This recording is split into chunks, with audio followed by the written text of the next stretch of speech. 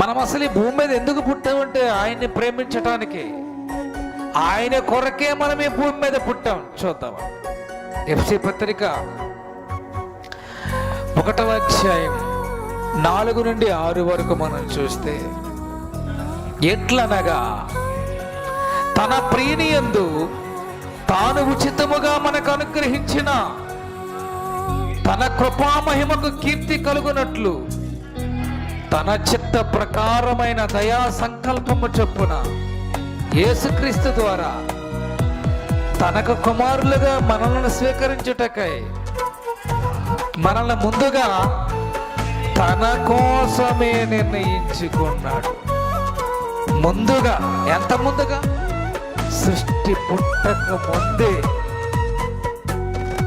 దేవుడి కోసమే నిన్ను నిర్ణయించుకున్నాడంటే ఇది చాలా ఆశ్చర్యం అండి.